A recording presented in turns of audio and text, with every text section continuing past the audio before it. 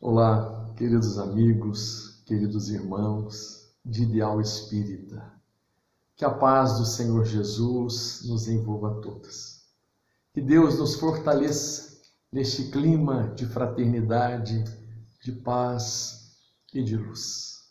É um momento em que aqui nos encontramos, mesmo que virtualmente, mas mantendo este nosso contato fraterno através da tecnologia, entrelaçando os nossos pensamentos, os nossos corações, num só desejo, de que possamos colaborar no projeto de implantação do reino de amor entre as criaturas humanas na Terra, a divulgação do Evangelho do Senhor, o esclarecimento e o conforto que encontramos na doutrina espírita, abrindo-nos canais de entendimento, de compreensão acerca da vida, da verdadeira realidade existencial de nós mesmos. Que possamos assim juntos, nesta proposta que temos para hoje, que é a temática A Alma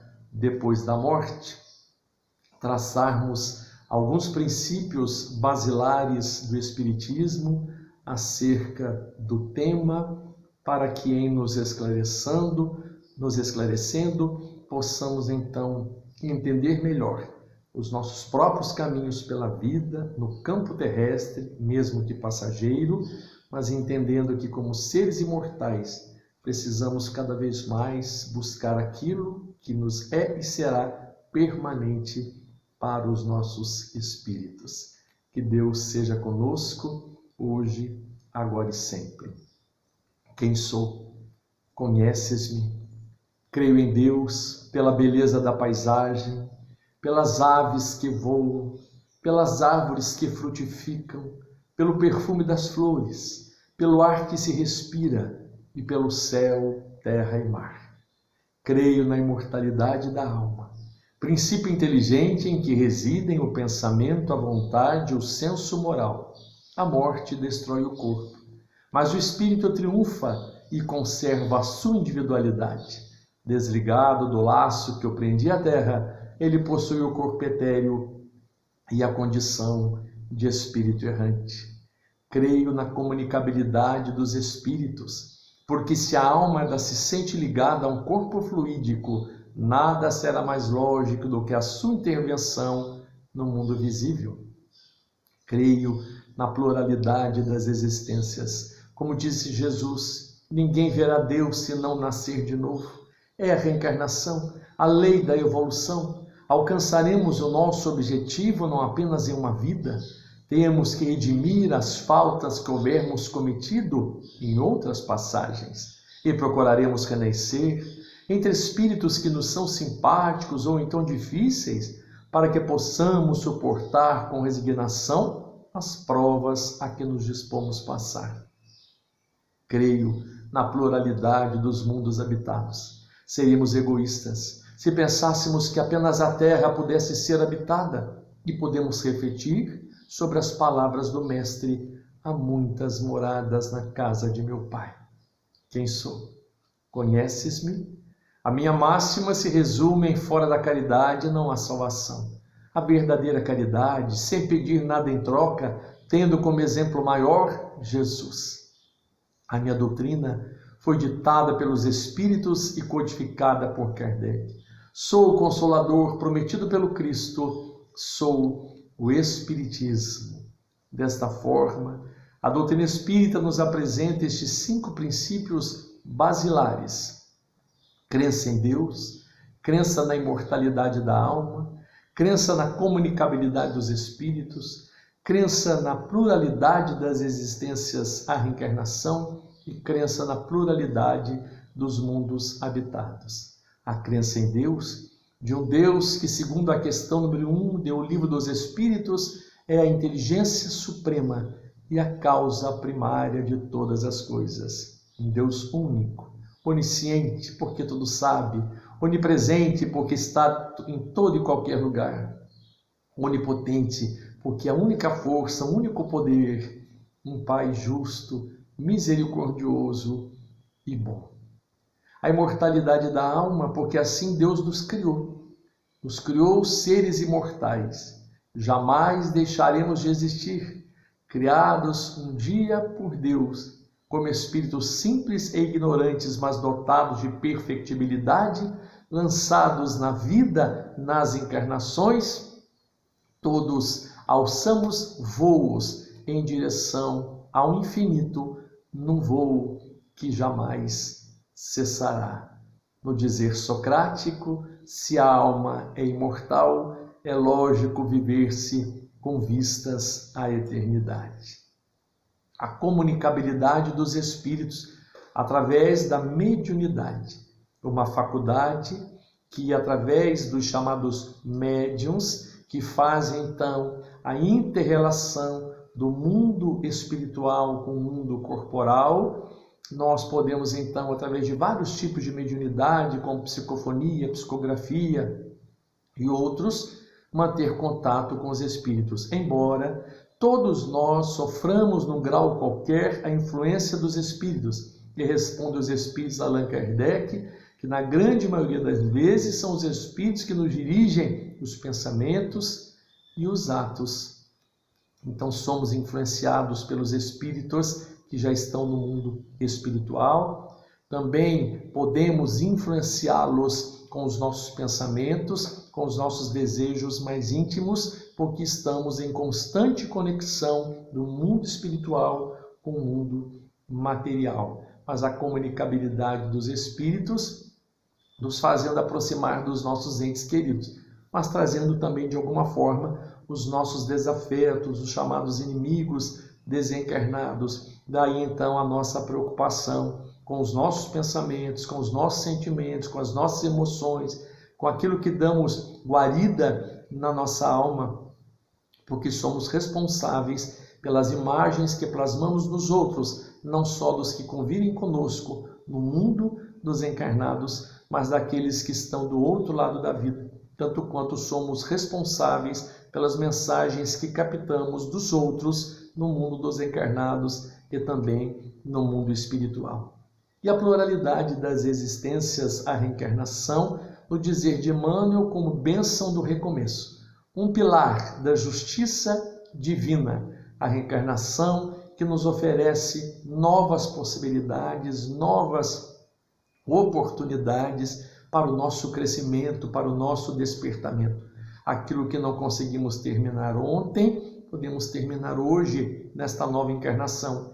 Aquilo que ficou mal resolvido outrora, poderá ser resolvido agora. E assim nós vamos dando curso ao nosso processo de evolução, de amadurecimento psicológico, moral e espiritual. E a reencarnação, ao contrário de ser punição, castigo, nos é a possibilidade do resgate, da renovação, de retomarmos, de reedificarmos, de reconciliarmos, nos reharmonizando com as leis gerais que regem o universo, com as leis divinas que estão gravadas em nossa própria consciência. E os mundos habitados, que no livro O Pensamento de Emmanuel, de Martins Peralva, no capítulo Mundos Habitados, Martins Peralva assim se expressa de que nós podemos entender estes mundos habitados de três formas distintas. Os mundos habitados, moradas espirituais, do plano espiritual, as moradas espirituais para onde os espíritos vão após a morte, quando se mantam para esses lugares, se sintonizam com esses lugares pela própria natureza dos seus pensamentos, das suas falas, das suas emoções, do seu próprio estado de espírito, do seu estágio evolutivo.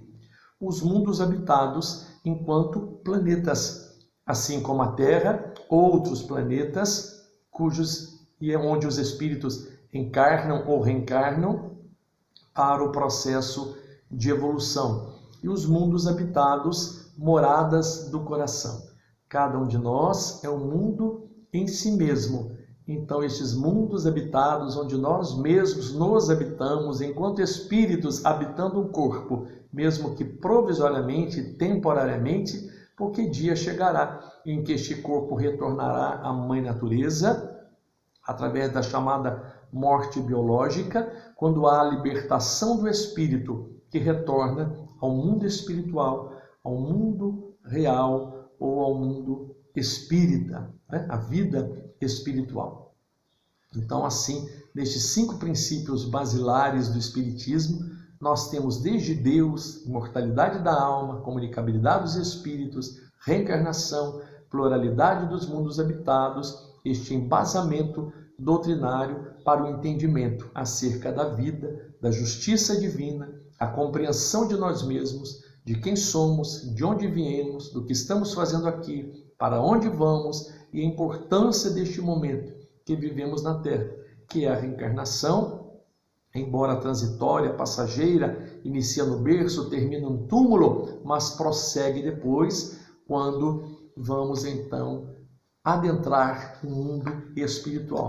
E essa então é a nossa temática que está no livro dos Espíritos, né? E no livro 2º, ou parte 2ª, porque o livro dos Espíritos está dividido em 4 partes ou em 4 livros, e este tema está a alma depois da morte.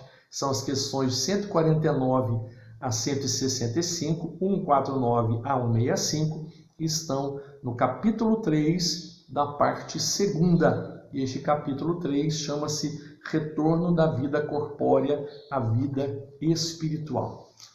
E que nós vamos aqui, até para sermos fiéis a Allan Kardec, nas questões que apresentou os Espíritos, nas respostas que os Espíritos deram a Allan Kardec, vamos tocar em algumas delas, né? Não vamos tratar de todas, esta é uma tarefa que ficará para os irmãos na continuidade dos estudos após esta nossa fala, que é de um breve estudo, mas vamos tocar em algumas delas. E Allan Kardec inicia-se na 149, dizendo em que se torna a alma quando do instante da morte, ou em que se torna a alma no instante da morte. E os espíritos responderam: volta a ser espírito, quer dizer, reentra ao mundo dos espíritos que havia deixado momentaneamente. Interessante que na introdução do livro dos Espíritos, Allan Kardec já faz essa diferenciação para que nós possamos entender, né? O espírito imortal, quando está encarnado, é chamado então de alma, porque anima um corpo. Quando ele deixa este corpo físico, adentra o mundo dos espíritos, é quando os espíritos aqui respondem: volta a ser espírito. Na verdade, nós somos espíritos desde que Deus nos criou e jamais deixaremos de ser. Espíritos imortais, criados por Deus um dia, jamais deixaremos de existir. No dizer de Emmanuel: sairás da morte quantas vezes forem necessárias, jamais conseguirás sair da vida. Mas apenas conceitualmente, para que possamos entender, enquanto estamos encarnados, almas, porque animamos um corpo, esta ferramenta física ou orgânica, a indumentária carnal, a maquinaria física que nos dá a sustentação para a vida no planeta, para sobrevivermos, quando precisamos então cuidar da nossa saúde física, tanto quanto do nosso alimento, do sono reparador de energias, da nossa condição de trabalho, do nosso esforço continuado para a preservação da saúde. Mas cada vez mais entendendo que não só da saúde física, mas de uma saúde integral que envolve a saúde mental, a saúde psicológica, a saúde emocional, sentimental, a saúde moral e a saúde espiritual. Mas responderam os espíritos de Allan Kardec: quando então a alma, no instante da morte, deixa o corpo físico, volta a ser espírito, adentra o mundo espiritual. Na questão 150, pergunta Allan Kardec: a alma depois da morte conserva a sua individualidade? Na poesia que apresentamos logo no início desta nossa fala, há um ponto que já fala disto, né? A alma depois da morte conserva a sua individualidade? Responde os espíritos: sim, não a perde jamais. Que seria ela se não a conservasse? Nós somos estas individualidades como repositório dos nossos próprios pensamentos, das nossas próprias falas, dos nossos próprios atos. Somos construtores dos nossos destinos, herdeiros de nós mesmos e vítimas de nós mesmos. Por assim dizer, somos o nosso próprio baú de recordações. Tudo aquilo que vivenciamos então, do primitivismo aos dias de hoje, são marcas que estão no nosso inconsciente. O modo como vivemos as nossas vidas anteriormente, as relações simpáticas ou antipáticas, os afetos ou desafetos, aquilo que cometemos no passado, se os bons atos ou se os maus atos, se cumprimos os nossos deveres ou se estivemos envolvidos com crimes delituosos, tudo isso está gravado na nossa historiografia espiritual. E quando nós partimos então para o plano espiritual, depois da chamada morte biológica, quando a vida cessa no corpo físico e o espírito se liberta adentrando o mundo espiritual, o mundo dos espíritos, nós mantemos esta nossa individualidade. Individualidade esta que tem então o seu próprio repositório, o seu próprio baú de recordações, que somos nós mesmos. Porque nós somos o que pensamos, somos o que nos emocionamos, somos como nos comportamos. E tudo isso está gravado em nós, tanto quanto as leis divinas, as leis de Deus estão gravadas na nossa consciência. E nós vivemos ainda num processo de dualidade existencial, porque tendo as leis divinas gravadas em nossa consciência, nós temos condições de realizar o bem, de despertarmos as nossas consciências para o bom uso dos nossos costumes, das nossas maneiras, de como vivenciamos as nossas vidas. Mas ainda estamos aprisionados também em alguns sentimentos, em algumas emoções, sensações que trazemos do passado, numa condição de seres imperfeitos, porque inacabados. E lutamos conosco mesmo, diante do ser que nós aspiramos ser, ou seja, do ser que nós queremos atingir, um ser melhor, um ser luminoso, um ser mais positivo, e lutamos com este ser que teimosamente insiste em existir dentro de nós, que é um ser ainda egoísta ou egoístico, orgulhoso, rancoroso, magoado, cheio de ressentimentos, com algumas raivas, iras, envolvido pelos ciúmes, pela ambição desmedida, e tudo isso compõe este nosso mundo íntimo e se mantém enquanto nossa individualidade. Saindo da Terra, retornamos ao mundo dos espíritos e chegamos lá conforme saímos daqui. Então nós voltamos ao mundo espiritual com o resultado do que fizemos na Terra. Aquilo que semeamos, nós vamos colher, tanto no plano espiritual quanto em futuras reencarnações, como estamos colhendo hoje o resultado daquilo que fizemos outrora. E Allan Kardec aqui apresenta uma subpergunta um pouco mais abaixo dentro dessa 150, ele diz assim: a alma nada leva consigo deste mundo? A alma nada leva consigo deste mundo? E os espíritos responderam: nada senão a lembrança e o desejo de ir para um mundo melhor. Essa lembrança é cheia de doçura ou de amargura, segundo o emprego que fez da vida. Quanto mais é pura, mais compreende a futilidade do que deixa sobre a terra. Há uma canção espírita, muito cantada aqui em nossa casa espírita, em Cachoeira Paulista, que chama-se Sombra e Luz. E ela diz assim: vem a noite, volta o dia, cresce o broto e nasce a flor. Vai a dor, surge a alegria, dourando a manhã do amor. Assim, depois da amargura que a vida terrena traz, a alma encontra na altura a luz, a ventura e a paz. Então, tanto quanto esta vida é mais pura, tanto quanto nós vamos nos purificando, caldeando os nossos sentimentos, sublimando os nossos ideais, vamos aparando as arestas, tocando nesses pontos nevrálgicos nossos, que são esses sentimentos que Joana de Ângeles, na sua linha psicológica transpessoal, chama de gigantes da alma, como o sentimento, o rancor, a ira, o ódio, o melindre, a mágoa. Tanto quanto nós vamos cuidando desses sentimentos para que possamos extirpá-los de nós, ou suavizar pelo menos a influência que temos no nosso dia a dia a partir dessas próprias emoções ou comoções, e como seres que temos do passado os chamados arquétipos, né? Desde o arquétipo primitivo, o arquétipo histórico antigo, o arquétipo medieval. Nós somos estes seres que no passado guerreamos, enfrentamos lutas e fomos tocados por outros tipos de sentimentos da própria barbárie. E estamos cada vez mais buscando, dentro da civilização, o aspecto de civilidade, de espíritos preparados para este mundo que estamos querendo construir, que é um mundo de regeneração, de criaturas voltadas ao bem, de criaturas mais lúcidas, mais preparadas para a aplicação do Evangelho diuturnamente, né? Então, todos os dias, a toda hora, nós como espíritos ou como almas, espíritos encarnados, estamos tendo a chance desse processo, desse progresso, dessa evolução. Quando partimos para o mundo espiritual, chegamos lá então com o resultado daquilo que nós plantamos aqui. Então, o que se leva dessa vida, responde os espíritos, senão a lembrança e o desejo de ir para um mundo melhor. Essa lembrança será cheia de doçura ou cheia de amargura, segundo o emprego que fez da vida. Quanto mais é pura, mais compreende a futilidade que deixa sobre a terra.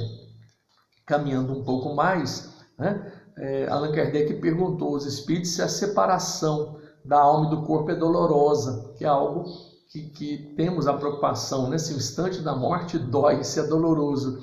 E aí os espíritos responderam, não, o corpo sofre frequentemente mais durante a vida que no momento da morte. Neste, a alma não toma parte. Os sofrimentos que experimenta algumas vezes no momento da morte são um prazer para o espírito que vê chegar o fim do seu exílio. O corpo sofre frequentemente mais durante a vida que no momento da morte. Isso nos leva a recordar de uma expressão de Emmanuel que diz assim: é muito bom que vislumbremos as estrelas, mas não podemos descuidar dos sinais de trânsito. Então, os sofrimentos que passamos na vida, fisicamente falando, nesta nossa vida material, durante a nossa encarnação, esse sofrimento pode ser diminuído, suavizado, balsamizado, conforme o nosso despertamento consciencial, o nosso amadurecimento. Então, nós carregamos para o lado de lá o resultado daquilo que temos feito hoje.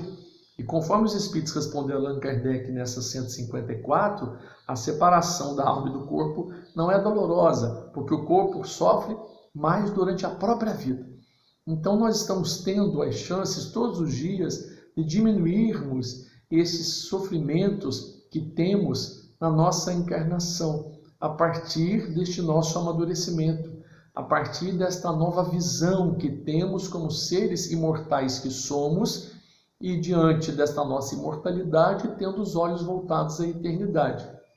Mas sabedores de que aquilo que fazemos aqui, enquanto estamos na Terra, influenciará o nosso retorno no mundo dos espíritos, nos concedendo um estado de paz, um estado de esperança, mas também um estado de angústia, de sofrimento, tanto quanto assim nos mantenhamos, porque mantendo as nossas individualidades, nós prosseguimos os nossos caminhos, carregando conosco então o resultado do que pensamos, do que falamos, de como vemos, de como escutamos, de como nos comportamos no mundo físico, materialmente falando.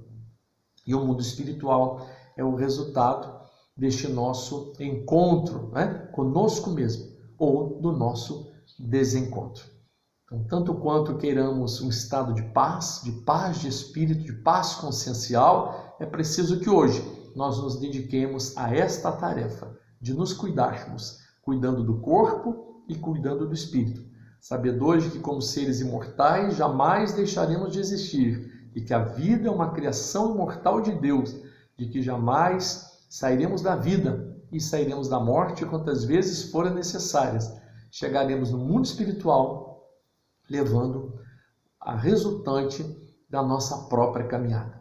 que possamos assim semear luz, semear esperança, semear otimismo, semear fé nos nossos próprios corações e nos corações daqueles com os quais convivemos e que reencontraremos no plano espiritual, porque assim se faz a vida. Vamos criando os nossos laços, os nossos afetos, vamos trabalhando também os nossos desafetos para que se transformem em nossos amigos e nossos irmãos e vamos compondo na pátria espiritual, no mundo espiritual, ao longo deste tempo, a nossa família espiritual. Somos todos filhos e filhas de Deus, irmãos e irmãs de Jesus, nesta caminhada evolucional.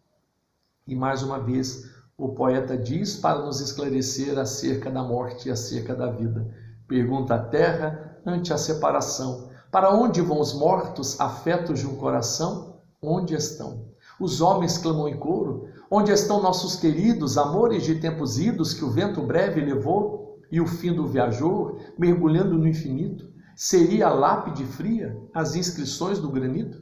Retratos esmaecidos, vestes guardadas, recantos santificados, portas trancadas, as cadeiras reservadas, objetos ilesos, cordões de ouro em caixas de veludo mortos, presos, onde estão?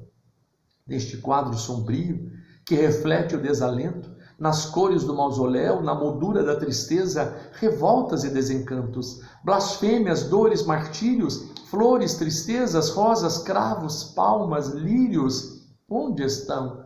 Uma resposta desponta, soerguendo os corações, levantando os homens, quebrando desilusões, uma doce melodia ecoa nas paragens do infinito. É a doutrina dos Espíritos que esclarece, consola e vivifica.